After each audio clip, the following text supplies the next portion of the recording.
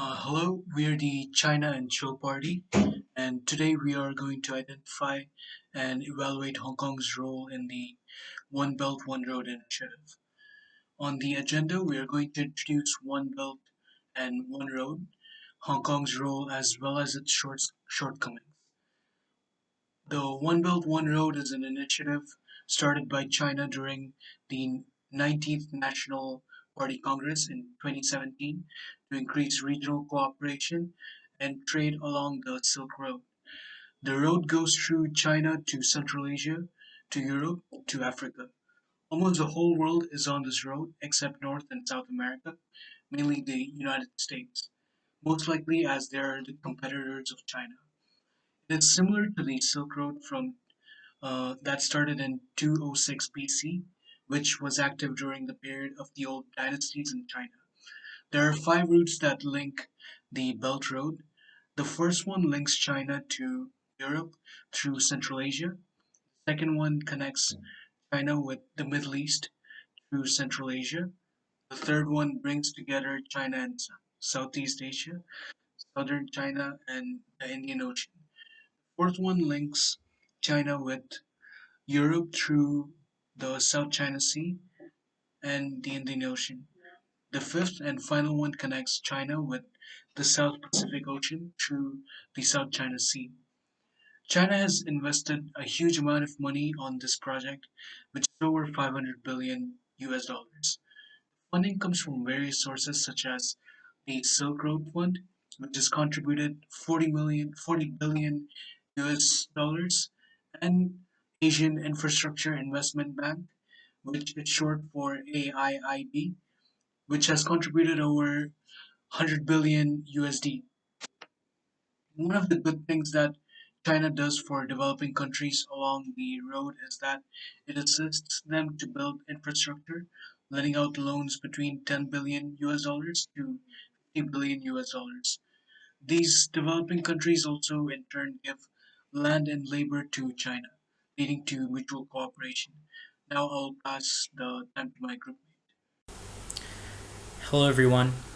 I'll be talking about China's plans for Hong Kong under the One Belt, One Road initiative. Firstly, I would like to talk about some of the major facts about Hong Kong and its economy. So, the Hong Kong facts as of the year 2020 starts with population. There is 7.5 million people in Hong Kong. The GDP is $480.5 billion. Hong Kong has a 3.0% growth, 2.8% for 5-year compound annual growth. Hong Kong has a per capita of $64,216, and the unemployment rate has become 2.8%.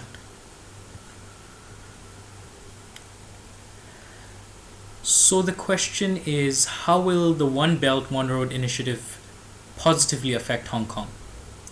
So there are 5 factors that are playing into this initiative to Hong Kong's future with the One Belt, One Road initiative.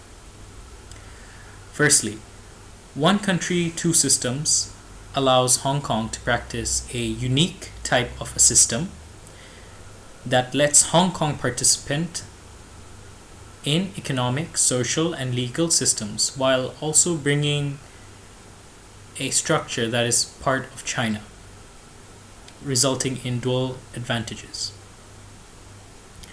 Secondly, Hong Kong practices a robust common law system. Hong Kong has a huge population of professionals, which also includes people from the legal sectors. As Hong Kong has a very positive reputation in the world market, and the market provides people with high level of expertise in international legal services and disputes, such as arbitration and mediation services. Thirdly, Hong Kong practices a free and open market, which means that there's a free flow of capital such as information and goods. Hong Kong is also known as an international business and financial hub. Hong Kong is not only an option because of its good transportation networks, communication networks, but it's known for its decades of prosperous business transactions. Lastly, the most important factor of them all, which is the deep understanding of the mainland's culture and business operations. China's inclusion of the One Belt, One Road initiative with Hong Kong will be brought in an international experience that both regions will have, and it will likely develop into an extensive international network that would bring huge sums of capital for both regions, resulting in a win-win situation for both China and Hong Kong. So it would be a wise idea for China to allow Hong Kong to be participating in the One Belt, One Road initiative. Moving on to the next presenter. Thank you. The BRI, or so-called Belt and Road Initiative, may be a bridge to opportunities. So it will bring opportunities for Hong Kong's companies, MNC or multinational companies, human talents, and more. The Belt and Road promises a large array of advantages to billions of individuals, and these are the principal objectives of this enterprise. So first is financial integration, which streamline multinational financing and investment links, and coordinate monetary policy to lower macroeconomic risk. This basically will allow operations just like the capital to flow freely.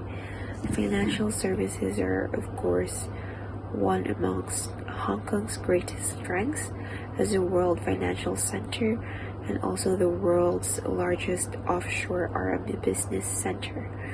Hong Kong has the capital, products, and expertise to fulfill the growing demand for financial services along the Belt and Road. These include offshore RMB services, asset management, insurance, and infrastructure financing. Speaking of which, the government is now in discussions with the Asian Infrastructure Investment Bank on joining the institution as a non-sovereign territory. This may certainly boost Hong Kong's role in financing Belt and Road infrastructures. Another principal objective is people-to-people bonding, which promote academic and cultural exchange between Belt and Road nations and foster cooperation and unity throughout participating countries. The agreement of people-to-people bonds is launching exhibitions and forums regarding the Belt and Road, barge with student exchange and dealing holiday programs which will help the youngsters of Hong Kong understand the culture and business environment of their fellow BRI partners. Beyond economic relations, Hong Kong welcomes cultural exchanges with Belt and Road countries because of the cosmopolitan character and therefore the presence of the many community organizations in Hong Kong. It is well placed to develop people-to-people bonds along the Belt and Road, encouraging more interaction between the people, especially youngsters, just like the students here in Hong Kong, and support community organizations to achieve dead set Belt and Road counterparts. Is that all? Get out of the Chinese embassy now. The first issue arising from the Belt and Road Initiative is that it mainly serves China's interests, and there is a lack of concern for the interests of the other members in the initiative. Case Study 1. Researchers at Oxford University's Business School found that in China, over half of the infrastructure projects delivered were poorly managed in ways such as cost overruns, lack of real economic benefit where projects are built, and little returns to investors. Case study 2. In addition to the first case, Nepal canceled their hydroelectric dam, which cost about 2.5 billion US dollars, due to it being founded in an irregular and thoughtless manner. And Pakistan canceled an infrastructure agreement with China, which cost about 14 billion US dollars, as the projects had hyper strict conditions for the funding.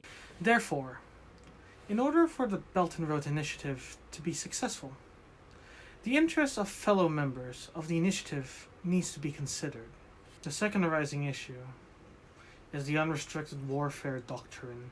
Unrestricted warfare, China's master plan to destroy America, was co-authored by two PLA colonels, Xiao Liang and Wang Shangshui, in 1999. The doctrine was designed to wage war against the United States, which at the time had the superior military compared to China's, using any means necessary, hence the name unrestricted warfare. The majority of the doctrine is about military tactics. However, there are aspects that mention manipulation of non-military factors. In this case, manipulating foreign countries in order to become allies, in order to put the United States or any adversary at a disadvantage. If we were to understand what this doctrine implies, we can glance at this quote. Spaces in nature, including ground, the seas, the air, and outer space, are battlefields. But social spaces, such as military, politics, economics, culture, and the psyche, are also battlefields. It can be confrontation between professional soldiers, or one between newly emerging forces consisting primarily of ordinary people or experts. Well, that explains TikTok. I guess they're using cringe warfare to take over the world. From my observation, the Belt and Road Initiative follows the principles of diplomatic warfare, using diplomacy to get a strategic advantage, resources warfare, obtaining resources via force or compensation to gain a strategic advantage, economic aid warfare, aiding nations with resources to either form alliances or supply nations with economic resources to advance one's interest, and ideological warfare, a planned attack against the basic ideology of a hostile system. If viewed under the perspective of unrestricted warfare, the Belt and Road Initiative can be viewed as a means to obtain a favorable position in a future conflict. Hello. So, I'm going to be talking about the conclusion of this topic, and so far we have talked about what is One Belt and One Road, the advantages and the opportunities Hong Kong is getting under One Belt and One Road, and of course the shortcomings. So, to sum it up, One Belt and One Road is actually a road that's built so Asia, Europe, and Africa can link together and enhance the trade among all those countries who are participating in this One Belt and One Road. Not only that, it creates a regional economic cooperation. So what's the advantages Hong Kong is getting? Which is, first of all, Hong Kong is part of China, so Hong Kong and China has this law, which is one country and two system. Hong Kong is part of this, but then they get to use their own legal system rather than using China's legal system. Secondly, Hong Kong is a free and open market, and it's well-established international financial market because, first of all, it's a free port and also low taxation on goods. And of course, finally, world-class infrastructure. Hong Kong is really well known for this because of their business, their communication, and also their transportation. The opportunity Hong Kong is getting under this One Belt, One Road is, first of all, Hong Kong is the world's largest offshore RMB business center, offering the world's most diversified RMB investment, financing, and risk management products, which gives them an upside, which builds more opportunities for them. And of course, increases more opportunities for countries in BNR. Education offers in Hong Kong because Hong Kong has one of the best education system in the world, and this would bring more opportunities for people who the countries who are in this BNR. And finally, countries who are in BNR can have a easier access to Hong Kong, easier access to have a visa due to being part of BNR, and also it increases the development of Hong Kong's economic development. But of course, if think about this, if China cannot manage its own infrastructure projects locally, how can we be sure it can manage the infrastructure on the One Belt One Road initiative? Think about this. Moreover, does it mean China values geopolitical power rather than economic power, as projects are often tied to political pacts? There seems to be an issue with cooperation with local governments that needs to be considered for the Belt and Road Initiative, as it seems to not take local governments into consideration. Considering that China uses the unrestricted warfare doctrine in order to conduct foreign policy, it puts into questions whether the alliances of the Belt and Road Initiative for goodwill, or are the countries being used in order to advance China's interest.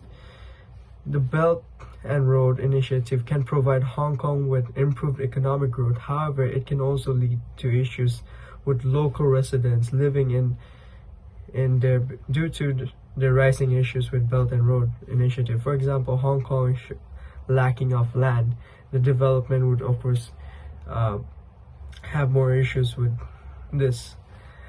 So this is the end of our presentation, and if you want to look at the sources and the appendix, you can check it out in the PowerPoint. We have all the links and all the resources there. Thank you.